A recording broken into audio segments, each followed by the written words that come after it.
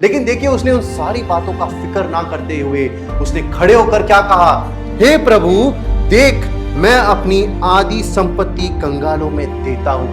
बात ही अमेजिंग है, लेने वाला अब देना शुरू कर देता।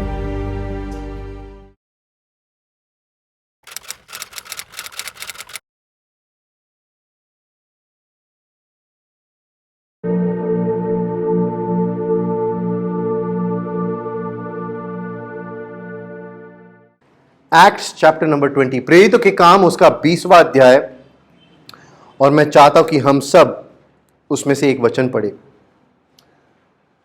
प्रेरितों के काम उसका 20वां अध्याय, एक्ट्स चैप्टर नंबर 20, और मैं चाहता हूं कि हम सब उसमें से वर्स नंबर 35 पढ़े। Verse number 35। प्रेरितों के काम 20वां अध्याय और उसका 35वीं आयत मैं आप सबके लिए पढ़ रहा हूं।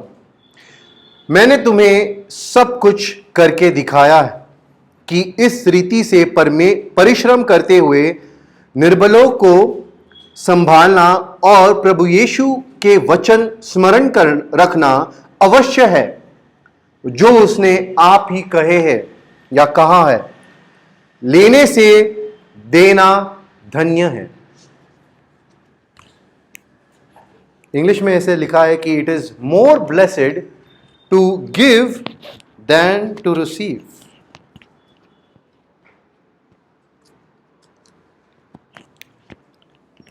क्या आपको पता है ये जो वचन है आपने शायद बहुत बार पढ़ा है, मैंने बहुत बार पढ़ा है, क्योंकि प्रेरितों के काम मेरी फेवरेट पुस्तक है नए नियम में से।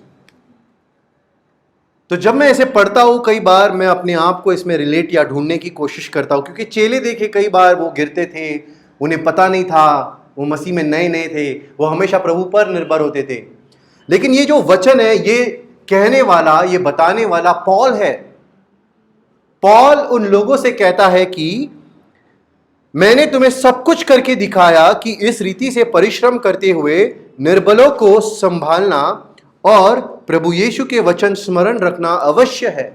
मैंने तुम्हें करके दिखाया है फिजिकली, मैं भी वो कर रहा था, और साथ में मैंने तुम्हें वो बताया भी है प्रभु के वचन को याद कैसे रखना चाहिए। और जानते हो उसने कौन सा वचन वहां पर बताया? कौन सा वचन बताया उसने? लेने से देना धन्य है। आप पूरे 4 इंजीलों में से, चारों गॉस्पेल्स में से इसे ढूंढ के दिखाओ, आपको नहीं मिलेगा। हाँ, इसके संबंध में प्रभु यीशु मसीह ने कहीं ना कहीं और उसी तरह से वही वचन है, कुछ अलग वर्ड्स यूज करते हुए जरूर कहा है। उसने कई बार अपने प्रचारों में यह बात समझाई है कि आप देने वाले बनो या आप लेने से ज्यादा इसके ऊपर काम करो। लेकिन आपको पता है ये डायरेक्ट शब्द पॉल को मिले थे प्रभु से। वो कहता है कि प्रभु के ये वचन है, ये यीशु मसीह के वचन है। अगर आप में से कोई इंग्लिश बाइबल यूज करता है ना, तो आप देख पाओगे वो रेड में लिखा है, या यदि आप हिंदी या मराठी यूज करते हो तो आप देखोगे कि वो डबल कोट्स में लिखा है। वो कहने की कोशिश कर रहे हैं ये यीशु मसीह के बोल है, उसी का वचन है वो। तो सबसे पहले हमें समझना होगा ये वचन पॉल का नहीं, बल्कि ये पॉल हमें याद दिलाता है प्रभु के वचन है। मसीह ने ये बात समझाई, it is more blessed to give than to receive. अब कई बार बाइबल में इस वचन को गलत तरीके से प्रचार किया जाता है। कई बार इसे फाइनेंशियली जो है ना बताया जाता है कि आपको लेने से ज्यादा देना ज्यादा धन्य है, तो वो कहते हैं दो। और कई बार इसका प्रचार चर्च में होता है, दो और डालो इसके अंदर। अरे ऐसे नहीं चाहिए प्रभु को। बोलो अपने बाजू वालों को, ऐसे नहीं चाहिए प्रभु को। प्रभु ने कहा जो अपने हृदय से दे, अपने दिल से दे, उसी में प्रभु जो है संतुष्ट है। So be gracious but give it from heart. अपने दिल से देना सीखो। जानते हो लेकिन ये वचन फिर किसके विषय में है? आज इस वचन का जो प्रकाशन है, रेवलेशन है, आप बिलीव करो बहुत ही अमेजिंग है। लेकिन इसे सीखने के लिए हमें एक व्यक्ति का उपयोग करना पड़ेगा। हमें बाइबल में से एक ऐसे मनुष्य की हम जिंदगी को देखने वाले हैं, उसके जिंदगी में उसने जो कुछ किया, जितने भी कम समय में उसके विषय में जितना कुछ भी लिखा है ना, उसी के बातों से हम सीखने की कोशिश करने वाले हैं। आप में से कितने लोगों ने जक्कई के विषय में पढ़ा है? जक्कई है ना, वो जो एक चुंगी लेने वाला था, टैक्स कलेक्टर था, वो यहूदी हुआ करता था। वो जन्म से यहूदी लोगों में जन्मा है, इसलिए वो जू था, वो एक यहूदी था, लेकिन वो रोम की सरकार के लिए काम करता था, इसलिए उसे चुंगी लेने वाला कहते थे। आपको पता है वो चुंगी लेकर किसे देते थे? वो टैक्स कलेक्ट करके किसे देते थे? रोम की सरकार को देते थे। वो अपने आप के लिए नहीं लेते थे, उनके ऊपर रोम की सरकार अधिकार जमा कर बैठी थी, इसलिए वो जो भी टैक्स लेते थे वो जाकर उन्हें देते थे। ओके, अब आपको पता है ये जो चुंगी लेने वाले लोग थे या टैक्स कलेक्टर्स थे, यहूदी के लोगों में या उनके समाज में उन्हें इज्जत नहीं मिलती थी। उन्हें इतना तक कहा जाता था कि ये एक देशद्रोही के समान है, ये तो भ्रष्टाचार से भरे हुए लोग हैं, ये तो पैसों की लोभ और उसके धन के लोभ से भरे हुए लोग हैं, क्योंकि ये सिर्फ पैसों के लिए काम करते हैं और ये हमारे लिए नहीं बल्कि रोम की सरकार के लिए काम करते हैं, उसी सरकार के लिए जो हम पर सत्ता और जुल्म चलाती है, नियम थोपती है। तो इसीलिए जानते हो जो बाकी यहूदी लोग हुआ करते थे वो टैक्स कलेक्टर्स को ज्यादा पसंद नहीं करते थे। वो कहते थे कि इनके साथ दूर रहना चाहिए, क्योंकि ये कभी कभी तो जरूरत से ज्यादा टैक्स ले लेते थे और वो धनवान हो जाते थे, लेकिन एक आम यहूदी इंसान कई बार गरीब का गरीब रह जाता था। वो अपनी रोज की रोटी कमाने के लिए रोज वो एक तरह से हल चलाता था, मछलियां पकड़ता था, पता नहीं क्या क्या करता था। एक दिन प्रभु यीशु मसीह जब वहां से जा रहे थे, वो जब यरीहो से यरूशलेम के पास जा रहे थे, क्योंकि आपको पता है उसी के बाद कुछ ही अध्यायों के बाद यरूशलेम में प्रभु यीशु मसीह को क्रूस के पास दे दिया गया था, उसे चढ़ाया गया था। वो जब यरूशलेम के पास जा रहा था तो आपको पता है वहां पर एक ऐसा व्यक्ति, यही जक्कई जो एक चुंगी लेने वाला था, वो मसीह को मिलना चाहता था लेकिन वो मिल नहीं पाया। तो ऐसे लिखा है कि वो एक पेड़ पर चढ़ गया और जब वो पेड़ पर चढ़ गया तो वो वहां पर से प्रभु को देखने की कोशिश करता है, वो देख पाया। और जब यीशु मसीह वहां पर आए तो उसे कहते कि जक्कई नीचे आ, आज मैं तेरे घर पे भोजन करने वाला हूं, आज मैं तेरे साथ खाना खाने वाला हूं। अब बाइबल में कई बार जक्कई के पैराबल को या जक्कई के इस स्टोरी को कई बार गलत तरीके से प्रचार किया जाता है। कैसे? आप लोगों ने शायद इसे सुना भी होगा, मैं आपको बताता हूं। कई बार लोग कहते हैं कि जक्कई कैसे एक पेड़ पर चढ़ाना और फिर प्रभु ने इसे कहा नीचे उतर। उसी तरह हम भी कई बार अपने पहाड़ों पर घमंड से चढ़ जाते हैं और प्रभु हमसे कहता है नीचे उतर, है ना? सुना है आपने कभी ये? कभी बुक में पढ़ा है? कई बार जक्कई का ऊपर चढ़ना, आपको पता है लोग प्राइड को रिलेट कर देते हैं, घमंड से ऊपर चढ़ गया देखो।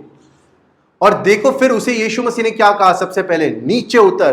तो उसे क्या कहा है प्रभु ने? तू नीचे उतरना यानी कि नम्र बनना है, हम्बल बनना है। लेकिन ऐसा नहीं है, ऐसे वो है ही नहीं। एक्चुअल में जब प्रभु ने उसे नीचे बुलाया तो उसे क्या क्या कहा? मैं तेरे घर पर खाना खाने के लिए आया और मैं तेरे साथ आज खाना खाऊंगा। क्या उसे कहीं पर भी कहा तू घमंडी है, तू बहुत छाती फुलाकर बैठा है, तेरे घर पे तो बिल्कुल नहीं आऊंगा, तू नीचे उतरने को कितना टाइम लेगा पता नहीं? नहीं, वो घमंड के विषय में वो स्टोरी है ही नहीं, वो प्राइड के विषय में वो स्टोरी है ही नहीं। हाँ, आप उसे वैसे एक्सप्लेन कर सकते हो, लेकिन एक्चुअल में वो वैसे लिखा ही नहीं गया है। उसके पीछे का एक उद्देश्य अलग है, उसके पीछे का जो प्रकाशन है वो कंप्लीटली अलग है। मैं चाहता हूं हम सब लूका खोले, लूका का 19वां अध्याय।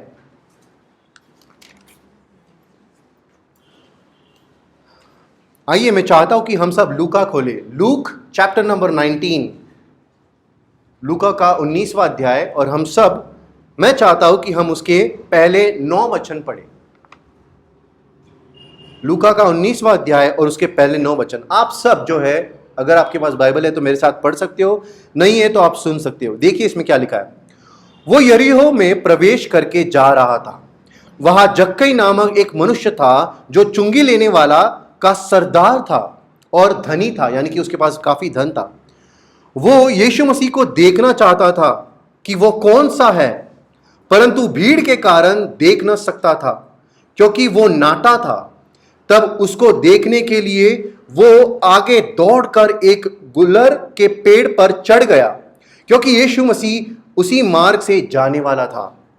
तब यीशु ने उसे उस जगह पहुंचा तो ऊपर दृष्टि करके उसे कहा, हे जक्कई, झट उतर आ, क्योंकि आज मुझे तेरे घर में रहना अवश्य है। वो तुरंत उतरकर आनंद से उसे अपने घर ले गया। ये देखकर सब लोग कुड़कुड़ाकर कहने लगे, वो तो एक पापी मनुष्य के यहां जा उतरा है। जक्कई ने खड़े होकर प्रभु से कहा, हे प्रभु, देख, मैं अपनी आधी संपत्ति कंगालों को देता हूं, और यदि किसी का कुछ भी अन्याय करके मैंने लिया है तो उसे चौगुना फेर देता हूं।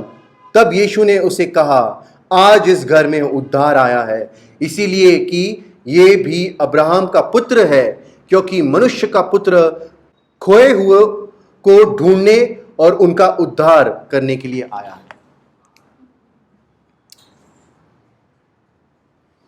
जक्कई वो एक चुंगी लेने वाला था, सिर्फ एक चुंगी लेने वाला नहीं बल्कि उनका सरदार था। आपको पता है इंग्लिश में लिखा है, he was the chief tax collector. Chief. Imagine करो उसके पास कितना धन होगा। इमेजिन करो आप सिर्फ कितना पैसा होगा उसके पास। अब ये मनुष्य जो है, ये प्रभु को, आपको मैं चाहता हूं कि आप इसकी छोटी छोटी बातों को एक तरह से फोकस कर पाओ, उसको नोट कर पाओ। देखिए इसमें क्या लिखा है, वो यीशु मसीह को देखना चाहता था। आज मसीहत में आने के बाद कितने लोगों ने ये दुआ की है, मैं तुझे देखना चाहता हूं खुली आंखों से, तू जीवित है ना, तो मैं तुझे देखना चाहता हूं। कभी की है दुआ?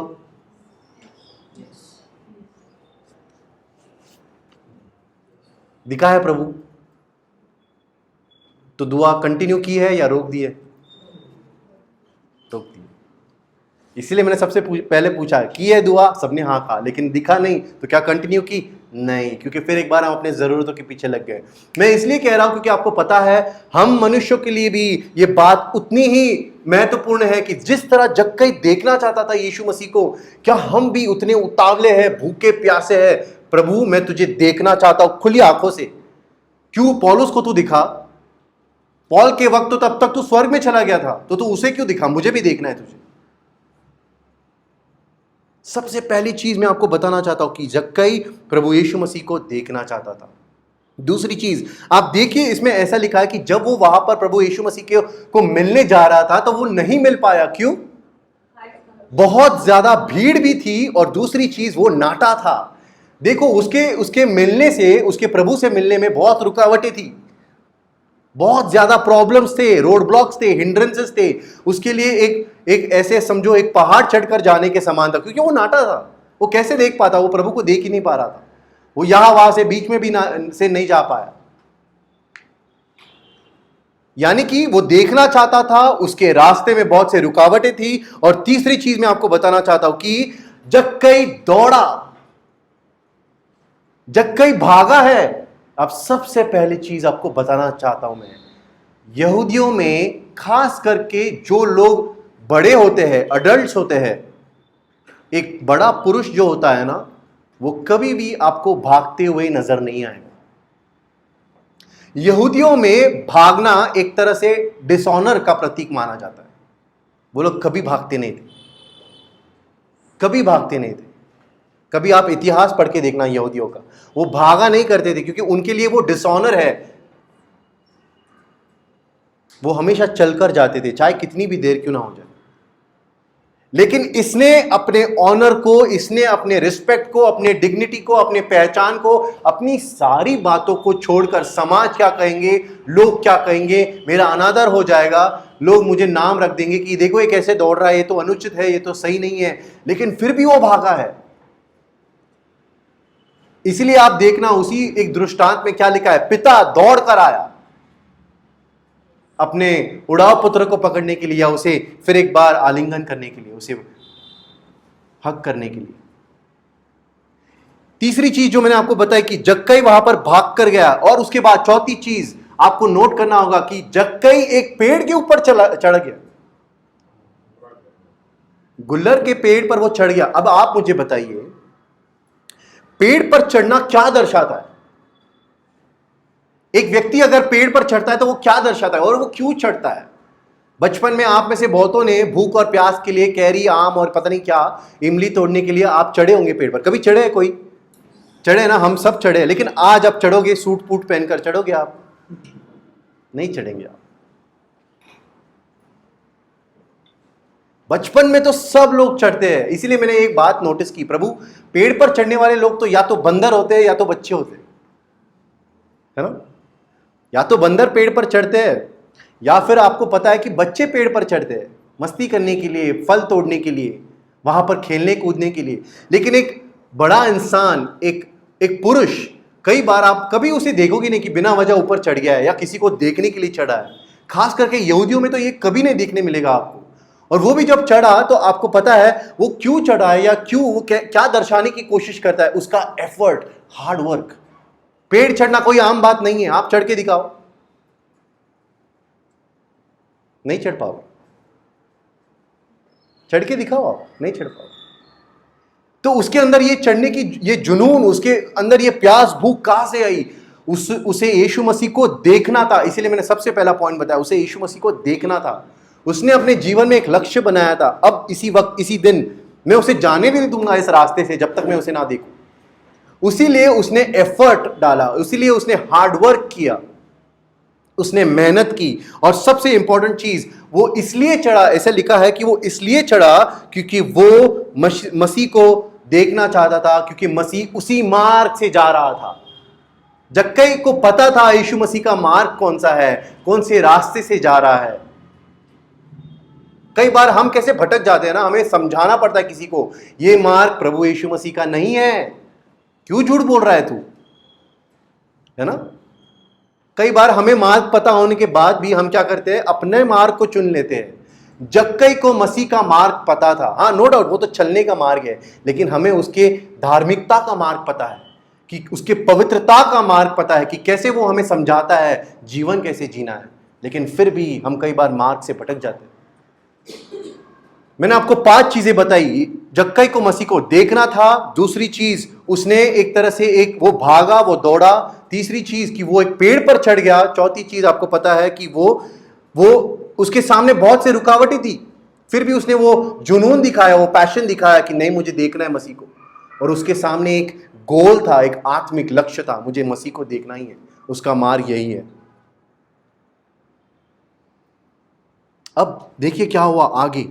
उसमें ऐसा लिखा है कि यीशु मसीह उसे कहते हैं, हे जक्कई, कि वो कहता है कि झट उतर आ, क्योंकि आज मुझे तेरे घर में रहना अवश्य है। मैं चाहता हूं आप इस वर्ड को समझो, आज मुझे तेरे घर में रहना अवश्य है। जक्कई का नाम हटाओ, खुद का नाम डाल दो।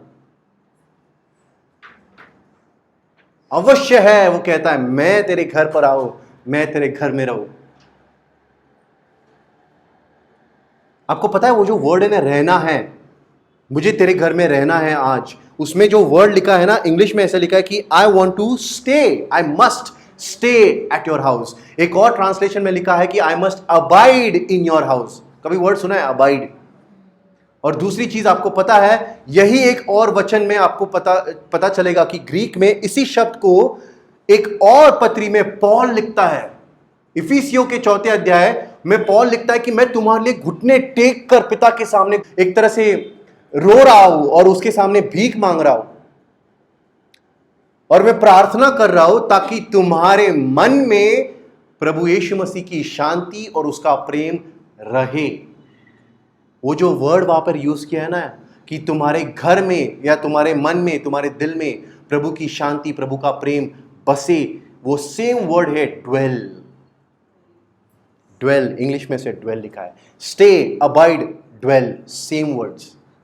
मुझे तेरे घर में रहना है आज। एक दिन के लिए रुकना नहीं है, रहना है। रहने की जगह तब होती है जब वहां पर कोई रहता है। I must stay, I must dwell, हमेशा के लिए। मैं पूछना चाहता हूं, क्या हमारी जिंदगी में आज प्रभु रहता है? क्या आज हमारे घर में मसीह है? क्या हम भी कह सकते कि प्रभु की उपस्थिति हमारे घरों में है? अगर है तो हमारे घर में झगड़े, फसाद, तानाशाही, दूसरे को लेकर चिड़चिड़ाहट या ये सारी चीजें हो सकती है क्या? हाथापाई और मारामारी तो कदापि नहीं। बुरी चीजें, जो अनुचित चीजें हैं, क्या वो हो सकती है? अगर मसीह आपके घर में ठहरा है तो क्या हो सकती है? आप मुझे बताइए। नहीं हो सकता। इसीलिए मैंने कहा जक्कई का नाम हटाओ, अपना नाम डाल दो। मसीह आपके घर में रहना चाहता है। फिर वो क्यों नहीं रह पाता कई बार? क्योंकि हम बाकी सारी चीजों को अलाउ कर देते हैं। शैतान की, संसार की चीजों को जब हम अलाउ कर देते हैं तो उसका राज्य चलता है। झगड़े फसाद, किसी को हम कई बार ताना मार देते हैं, किसी के साथ हमारी अनबन हो जाती है। आप मुझे बताओ, तब मसीह वहां पर रह पाएगा? नहीं। तो उसकी रहने की जगह कैसी होनी चाहिए? शुद्ध, पवित्र, शांत, शांति से भरी हुई, सुंदर। अब देखिए इसके बाद क्या हुआ। एक बहुत ही इंपॉर्टेंट चीज कि जक्कई के विषय में आपको सिखाना चाहता हूं कि जक्कई ने क्या किया। देखिए उसमें ऐसा लिखा कि फिर तुरंत कुछ लोगों ने, जब जक्कई नीचे उतरा तब वो आनंद से भरकर कहता है, हाँ चल तू मेरे घर पे चल। एक्चुअल में अगर आप जक्कई के जगह पे होते, शायद आप अगर चुंगी लेने वाले होते, तो आप सोचते मेरे घर पे एक रब्बी, मेरे घर पे, अरे तू तो मेरे लिए पता नहीं क्या क्या रखेगा, मुझे कितना सुना देगा। हो सकता है आप सोचो एक मिनट के लिए, एक टैक्स कलेक्टर जिसकी समाज में कोई इज्जत नहीं थी, यहूदी लोगों में कोई इज्जत नहीं थी, उसके घर पर जब एक रब्बी, एक प्रभु जब वो जा रहे थे, तो आप मुझे बताइए कि वहां पर क्या एक टैक्स कलेक्टर खुशी खुशी कहता हाँ हाँ मेरे घर पे? उसे कहीं ना कहीं मसीह के लिए एक अलग ही एक उसका हृदय था, उसकी एक भूख और प्यास थी। वो चाहता था कि प्रभु मेरे घर पर आए। इसीलिए जब उसकी वो इच्छा, अंदरूनी इच्छा, छुपी हुई इच्छा, जब प्रभु ने जुबान से प्रकट की और कहा मैं तेरे घर पे आऊं, वो आनंद से उछल कूद कर वो कहता है हाँ हाँ मेरे घर पे चल।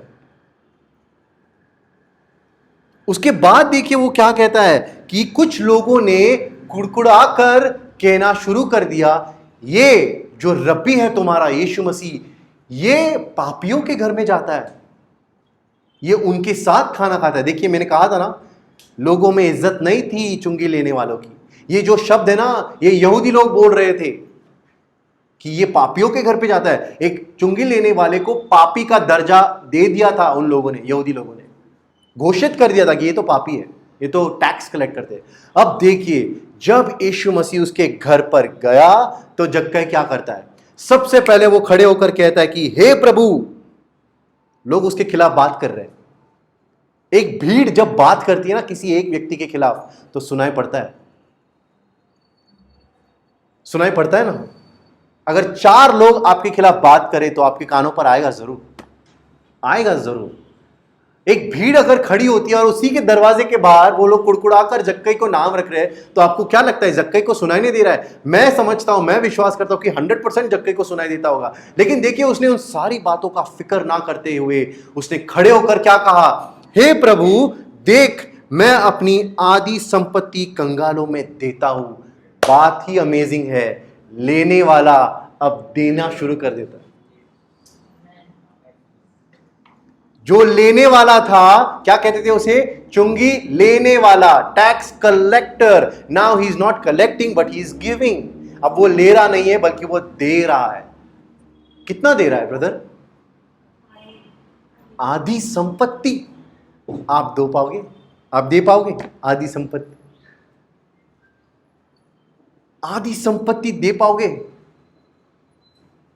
मैं आपको चैलेंज करता हूं, किसी दिन आप कभी रास्ते में एक जरूरतमंद को देखोगे ना, बहुत ही ज्यादा उसकी जरूरत है, ठीक है, सच में लाचार है, बेबस है, भूखा प्यासा है।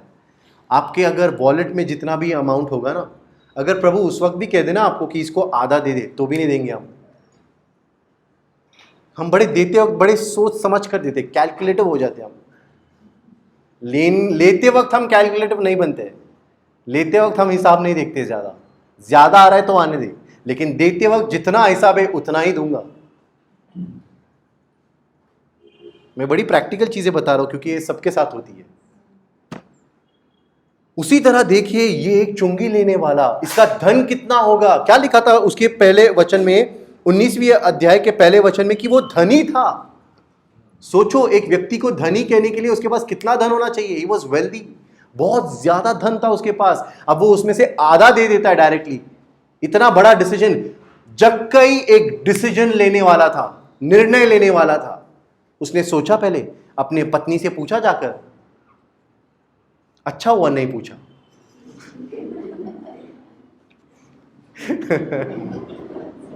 पूछ लेता तो उतना भी नहीं दे पाता।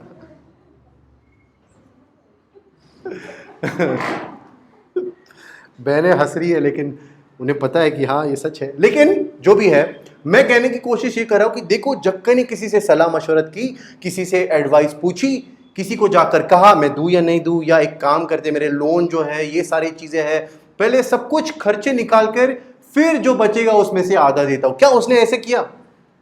उसने अपने संपत्ति में से आधा धन देना सही समझा। अब आगे देखिए उसमें क्या लिखता है कि और ये बात बहुत जरूरी है, मैं आधा ऑलरेडी देने वाला हूं। तो मान लो उसके पास जितना है आधा चला गया, ऑलरेडी चला गया है। अब देखिए आगे वो लिखता है, और यदि किसी का कुछ भी अन्याय करके मैंने लिया हो तो उसे मैं चौगुना दूंगा। भाई आधा दे रहा था वो, ज्यादा नहीं था, अब तो ये तो चौगुना देने लग गया। आपको समझ में आ रहा है? ये धनी व्यक्ति उसमें से आधा धन ऑलरेडी दे देता है गरीबों को, फिर कहते हैं और इसमें से जितना बचा है, आधा धन जितना बचा है, अगर मैंने किसी का अन्याय से लिया है तो मैं इसे चौगुना दे दूंगा। आपको पता है ये चौगुना क्यों वर्ड यूज करता है, दुगना क्यों नहीं यूज करता? कभी सोचा है आपने? कभी आप इस विषय में सोचते हो? कभी आप प्रभु से प्रश्न पूछते हो, प्रभु ये दुगना क्यों नहीं दे रहा है? यहां पर मैं होता तो शायद दुगना दे देता, फिर भी ज्यादा है, मैं चौगुना क्यों दूंगा और क्यों देना चाहिए मुझे? आपको पता है जक्कई को नियम पता था। निर्गमन के 22वें अध्याय उसके पहले वचन में पढ़ के देखना, उसमें साफ लिखा है यदि कोई अन्याय से कमाए तो उसे चौगुना देना जरूरी है। जक्कई नियमों से बंधा हुआ नहीं था, लेकिन वो नियमों को जानता जरूर था। वो नियमों के अनुसार कहता है, प्रभु अगर मैंने किसी का अन्याय करके लिया है ना, तो मैं सच कह रहा हूं, नियम के अनुसार मैं उसे चौगुना दे दूंगा। पढ़ के देखना आप निर्गमन के 22वें अध्याय में उसके पहले वचन में, यदि कोई अन्याय से करे तो अपने भेड़ बकरियों में से चौगुना दे दे। 4 टाइम्स। वो हवे में बातें नहीं करता, वो हिसाब का पक्का था, लेकिन साथ ही साथ वो प्रभु के नियम को भी जानता था। अमेजिंग है ये बात। आप जानते हो प्रभु के नियम, हम जानते हैं प्रभु के वचन, ऐसे याद करते हैं हम। देखिए उसने चौगुना देना सही समझा। और सबसे इंपॉर्टेंट चीज आपको पता है, उसके बाद जो यीशु मसीह ने कहा ना, उससे एक बात बड़ी प्रकट होती है। प्रभु यीशु मसीह ने कहा आज ही इस घर में उद्धार आ चुका है। यानी कि जक्कई ने अपना मन फिरा लिया था। उसके बाद वो प्रभु का चेला बन गया और वो प्रभु के साथ चलता था।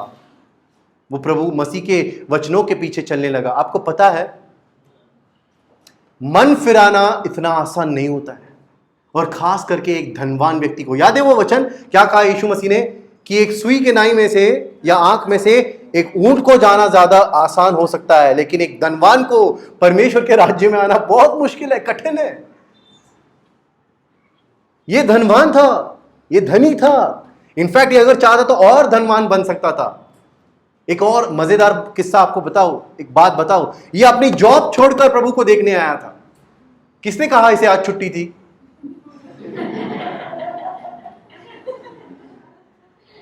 और ये अगर चाहता तो टैक्स कलेक्ट कर सकता था लोगों के बचे हुए, लेकिन क्या आपने नोटिस किया, वो सैक्रिफाइस करता है अपनी चीजों को प्रभु के लिए। वो सामने आता है प्रभु से मिलने के लिए। जक्कई एक डिसीजन लेने वाला था, डिसीजन मेकर, निर्णय लेने वाला। आपको पता है उसमें क्या है? 4 बातें आज हमने सीखी। उसने क्या किया? उसने अपना काम छोड़ दिया। उसने एक निर्णय लिया, मैं नहीं देख पा रहा हूं, मैं नाटा हूं, मेरे सामने भीड़ है, कोई बात नहीं, मैं यहां पेड़ चढ़ जाऊंगा। इमीडिएटली उसने निर्णय लिया, मैं दौड़ के एक पेड़ चढ़ जाऊंगा। तीसरी चीज आप देखना, वो खड़े हो जाता है और कहता है कि मैं आधी संपत्ति दे दूंगा गरीबों में। यीशु मसीह जो मेरे अंदर, मेरे घर में आए हैं, वो न्यायाधीश परमेश्वर, वो एक रब्बी जो हमेशा प्रभु के वचन कहता है, वो जब कुछ भी कहता है कितना पवित्र बात करता है। वो उसके शब्दों से, इससे पहले कि वो मेरा न्याय करे, मैं खड़ा हो जाता हूं, मैं समझता हूं मुझे देना जरूरी है तो मैं दे दूंगा। निर्णय लिया उसने। तीसरी चीज, उसने जब ये भी कहा अगर मैंने किसी का अन्याय से लिया है तो मैं चौगुना दे दूंगा। क्या आप निर्णय लेते हो अपने घर में? ये चीज सही नहीं है, घर से बाहर आप निर्णय लेते हो? कभी किसी दिन आपने देखा है, कभी आपने ऊपर के माले में खोलकर देखा है कितना कबाड़ पड़ा होता है हमारा? कुछ चीजें अनुचित होती है, कई बार हमारे पुराने जिंदगी से जुड़ी हुई होती है। क्या आप देखते हो कि वो चीज जो वहां नहीं होनी चाहिए, हमारे घर में नहीं होनी चाहिए, हमारे टीवी पर नहीं चलनी चाहिए, हमारे फोन पर नहीं होनी चाहिए, तो क्या आप कहते हो बाहर है ये, मैं निकालने वाला इसे?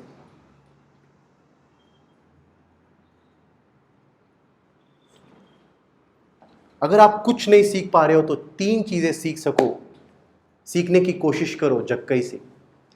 जक्कई एक जो छोटा बच्चे के समान पेड़ चढ़ता है।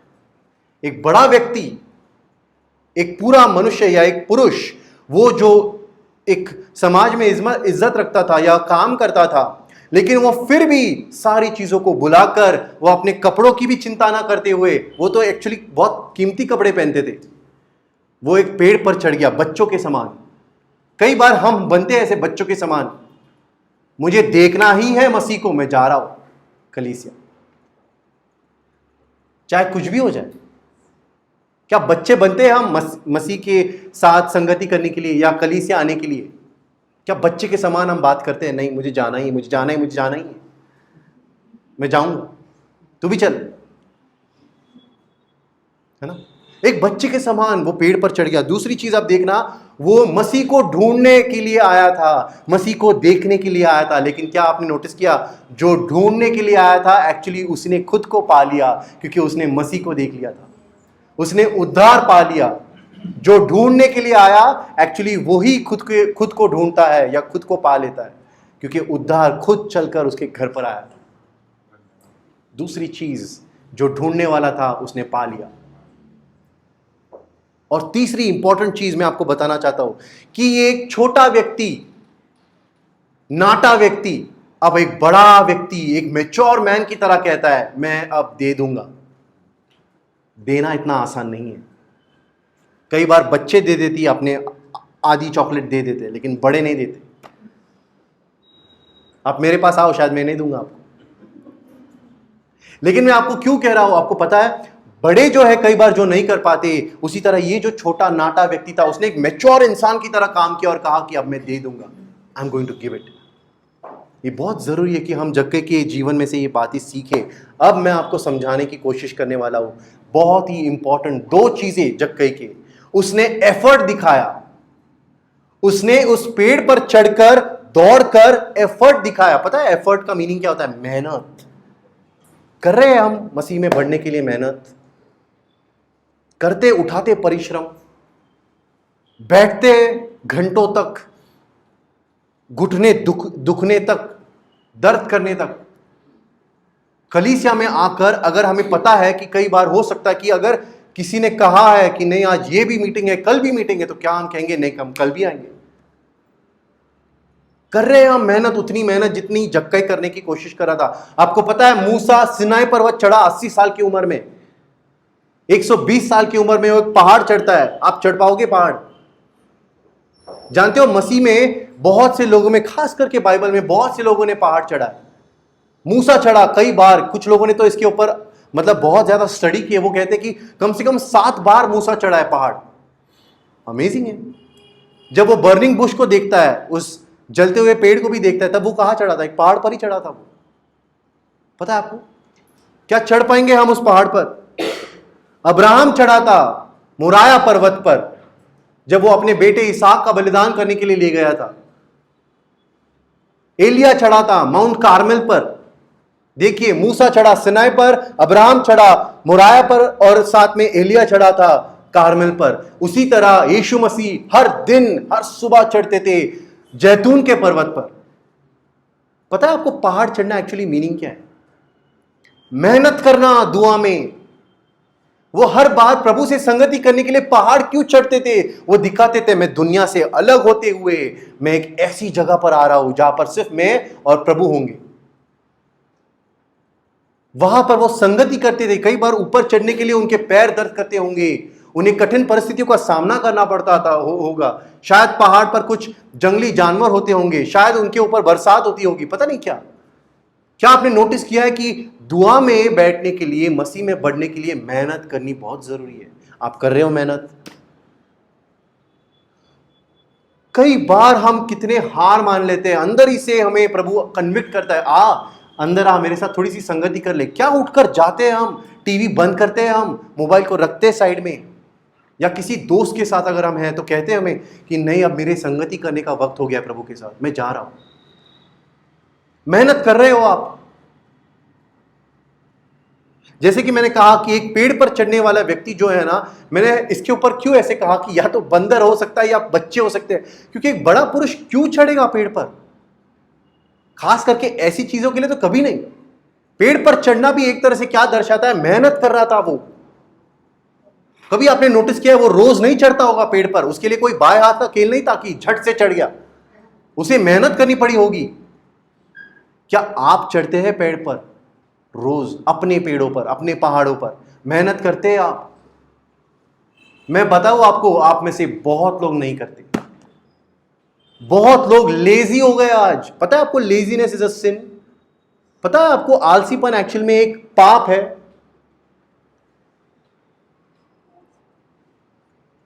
बैठे हो आप कभी अपने माता पिताओं के साथ, अपने घर वालों के साथ बैठकर दुआ कर रहे हैं, आधा घंटा हो गया, हमने दुआ कर ली, क्या कभी आपको ऐसा लगता है कि नहीं अभी ज्यादा हो गया है, अब मुझे उठना चाहिए?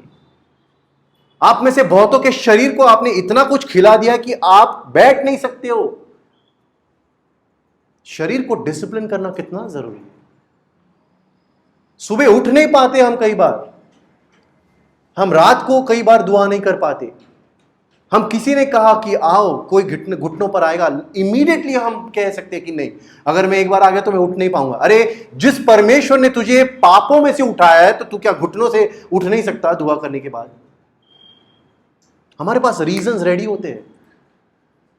आप मुझे बताइए, कहां कर रहे हैं मेहनत? आपको पता है, हम जब बाइबल पढ़ते तो कई बार आपको बोरिंग लगती होगी। कितने लोगों की गवाही है? हाथ ऊपर मत करो, लेकिन आपको पता है अंदर ही अंदर, चलो आपको कुछ नहीं आता तो मैं आपको बताता हूं। पुराना नियम अगर आप पढ़ते हो ना तो आप मुझे बताओ, इंटरेस्टिंग लगता है आपको?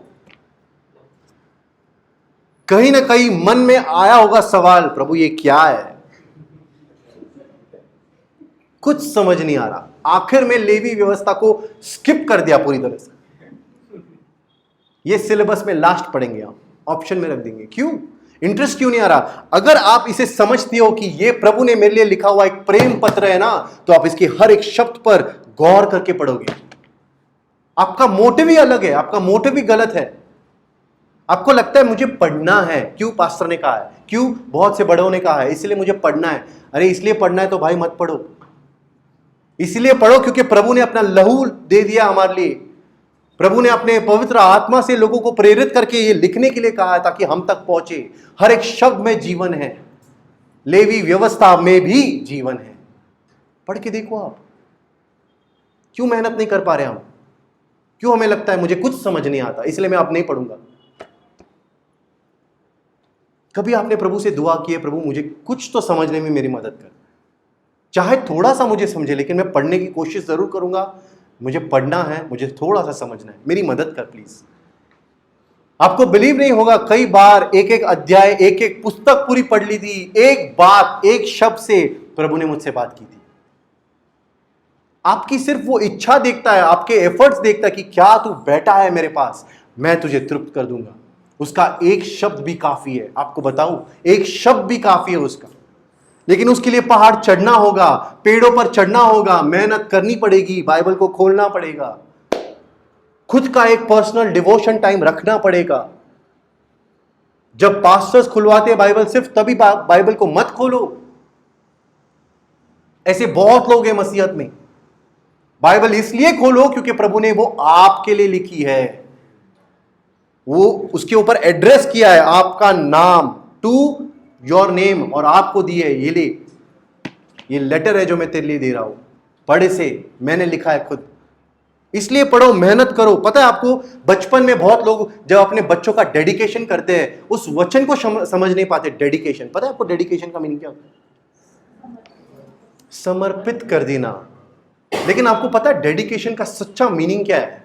कभी आपने एक बच्चे को डांटा है, तब आपको उसको कहना पड़ा है पढ़ा होगा या आप उसे कहते होंगे, मेहनत कर, मन लगा के पर, या डेडिकेट कर खुद को, डेडिकेशन के साथ इस काम को कर, मन लगा के करना। कई लोगों का बचपन में 8वें दिन या हो सकता है 2 महीने के बाद या पता नहीं कब, कभी हमारा जब डेडिकेशन हो गया, हमें लगता है हमारा डेडिकेशन हो गया। अरे समर्पण हर दिन का है, हर दिन मेहनत करनी पड़ेगी, हर दिन पहाड़ चढ़ना पड़ेगा। अगर आपको प्रभु के साथ संगति चाहिए तो जैतून पर्वत चढ़ना पड़ेगा। प्लीज कोई इजराइल जाके जैतून पर्वत न चढ़े। मैं अपने पहाड़ों के लिए कह रहा हूं, प्रभु के साथ संगति करनी पड़ेगी। शरीर साथ नहीं देता तो इसे डिसिप्लिन में लाओ। जो चीजें नहीं खानी चाहिए वो मत खाओ। अगर अधिक सोने से प्रॉब्लम है तो खुद को जगाओ, समय निकालो, प्रभु के साथ बैठो। दूसरी चीज जो जक्कई ने की, नोटिस करना, उसने अपने धन को दे दिया। उसने अपने धन को दे दिया। अब मैं आपको बताना चाहता हूं, जो हमने शुरुआत में यह वचन पढ़ा था ना, कि लेने से अच्छा अधिक यह है कि हम देने वाले बने, या लेने से अधिक धन्य यह है कि हम देने वाले लोग बने। It is better to give than to receive. बहुतों को लगता है ये वचन पैसों के विषय में लिखा है। नो डाउट जक्कई ने किया, नो डाउट जक्कई ने भी किया, लेकिन मैं आपको बताना चाहता हूं ये देने की बात एक्चुअल में पैसों के विषय में है ही नहीं। ये बात पैसों के विषय में अगर आप लोगे तो आप सिर्फ पैसों के लिए ही सोचोगे। आप सोचोगे मेरा काम यहां पर हो गया, मैंने अपने तनख्वाह में से अपना दशमांश दे दिया है, मेरा धार्मिकता, मेरी प्रभु, मेरी मसीहत पूरी हो चुकी है महीने के लिए। बहुत लोगों को लगता है ना हमारी जिम्मेदारियां क्या है कि हम संडे जाए, ऑफरिंग में अपना गिफ्ट दे प्रभु को, अपना ऑफरिंग दे दे, और फिर उसके बाद हमारा ड्यूटी खत्म। ये ऐसा देना आपको प्रभु को मंजूर है ही नहीं। वो चाहता ही नहीं कि आप इस तरह दो। जानते हो वो क्या चाहता है? कि हम अपना समय दे, हम अपने शरीर को डिसिप्लिन में लाए, हम अपने दिन में उसके लिए एक ऐसा समय निकाल कर रखे जहां पर हम उसके साथ संगति करें। अगर आपको देना है ना तो ऐसे देने वाले बनो जैसे अब्राहम ने अपने बेटे इसहाक को देना सही समझा। उसी तरह अपने जीवन में जो कुछ अनुचित है या जो कुछ ऐसी चीज है जो प्रभु आपसे कहता है इसे निकाल अपनी जिंदगी से, तो उसे दे दो। कहो प्रभु मैं इसे दे रहा हूं, मुझे नहीं चाहिए अब, क्योंकि मैं ये इसलिए कर रहा हूं क्योंकि मैं तेरे पास आना चाहता हूं।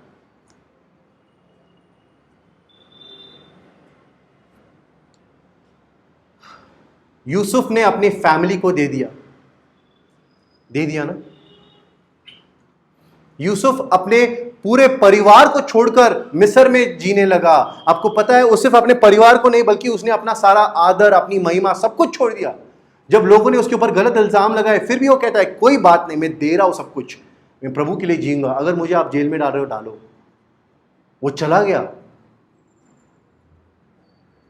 पता है मूसा के विषय में इब्रानियों में क्या लिखा है कि उसने मिस्र के धन को अप्रिय जाना और प्रभु के लिए दुख उठाना ज्यादा उचित समझा। क्या आप समझ रहे हो? उसने यहां पर धन दौलत संपत्ति सब कुछ दे दी, छोड़ दिया। उसने वो अभिलाषाएं छोड़ दी, अपनी जिंदगी दे दी और उसने कहा मैं इसके लिए जीऊंगा। पॉल क्या कर रहा था? अपने मिशन को छोड़कर अब वो प्रभु के लिए जी रहा था। देना सिर्फ पैसे और धन में नहीं होता है, आपका समय होता है, संगति में आकर प्रभु को आदर देना होता है, अपने जीवन से प्रभु को आदर देना होता है। अपनी जिंदगी में जो भी चीजें प्रभु को नहीं पसंद वो त्यागना, वो भी आदर होता है।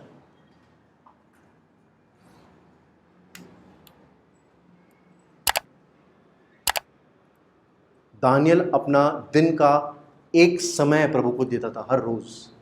वो हर रोज आपको पता है घुटनों पर आकर खिड़की खोलकर यरूशलेम की ओर देखकर दुआ करता था यरूशलेम के लिए। प्रभु को देना वो समय, वो वहां पर कॉम्प्रोमाइज नहीं कर रहे थे। इतना तक कि परमेश्वर ने खुद अपना पुत्र हमारे लिए दे दिया। और क्या चाहिए हमें? अब्राहम ने, आपने देखा है, उसने प्रभु के लिए एक पेड़ लगाया। उसने कहा प्रभु ये मैं तुझे दे रहा हूं। क्यों?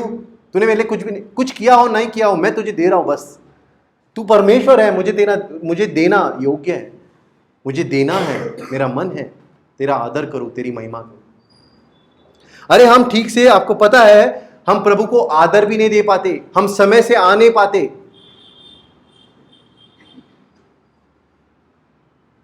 बहुत से लोग बाइबल नहीं ला सकते कलीसिया में।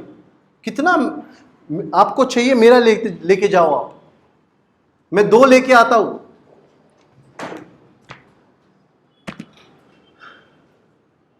यहां पर आते हैं हम, तो क्या हम वो पहाड़ नहीं चढ़ सकते? क्या हम अपने साथ वो मेहनत नहीं कर सकते? क्या हम ये लेके नहीं आ सकते? क्या हम इसे खोलकर पढ़ नहीं सकते? क्या हम समय पर नहीं आ सकते? क्या इस तरह हम प्रभु को आदर नहीं दे सकते? क्या हम अपने निजी जीवन में जो प्रभु कहता है इसे छोड़, क्या हम नहीं कहते कि प्रभु ठीक है, मैं इसे छोड़ने की कोशिश करूंगा, मेरी सहायता कर? देने की ये जो अहमियत है सिर्फ पैसे में नहीं है। अपने जिंदगी से वो सारी चीजों को दे दो जो प्रभु को नहीं पसंद, और अपने मन को, अपने शरीर को, अपने पूरे श्रम और अपनी मेहनत और अपनी शक्ति के साथ प्रभु के हाथों में अपने आप को सौंप दो। वो भी एक तरह से देना ही है। मैं दे देता हूं अपने आप को तेरे हाथों में, इस्तेमाल कर जैसे तू चाहता है वैसे। शुद्ध कर इसे, पवित्र कर इसे, अपने मन को देना, अपने हृदय को देना। Don't always be an asker, जो हमेशा मांगता है प्रभु से दुआ में, ये कर वो कर, ये भी दे वो भी दे। कभी ना कभी देने वाले बनो, उपकार स्तुति देने वाले बनो। कभी आपकी दुआ ऐसी होती है, शुरुआत होती है धन्यवाद के साथ और खत्म भी होती है धन्यवाद के साथ। प्रभु भी हैरान हो जाए, इसने कुछ मांगा ही नहीं आज, क्या मांगू, और प्रभु सब कुछ तो दे दिया तूने। आज का इसका शीर्षक मैंने ऐसे दिया है, from a collector to a giver. Tax collector से ये एक देने वाला बना, लेने वाले से ये देने वाला बना। क्यों? क्योंकि प्रभु के वचन में साफ लिखा है, लेने से देना धन्य है। दूसरों की सेवा करो, एक दूसरे के लिए जीवन जियो, अपनी चीजों को बलिदान करना सीखो, प्रभु के लिए जीवन जीना सीखो, अपने समय को प्रभु को देना सीखो। ये बहुत जरूरी है कि हम इसमें से सीखें। जक्के का उदाहरण हमेशा प्राइड के लिए दिया जाता है। क्या आपने कभी ऐसे सुना था जक्के ने क्या क्या नहीं किया? उसने मेहनत की, उसने अपने धन को दे दिया। आज आप चाहे कुछ और ना ले जाए यहां से, इन 2 चीजों को जरूर ले जाए। हमें मेहनत करनी है, हमें अपने पेड़ पर चढ़ना है, अपने पहाड़ों पर चढ़ना है, हमने बाइबल खोलनी है, बाइबल लेके आनी है, और साथ में हमें देना है। क्या? अपना समय, अपना जीवन, अपनी पुरानी और गंदी आदतें, या हो सकता है हमारा मन, हमारे सोचने का तरीका, हमारा पुराना स्वभाव दे दो प्रभु के हाथों में और कहो बदले से। देना और लेना सिर्फ पैसों के विषय में नहीं है। आगे देखने की कोशिश करो, बहुत कुछ है।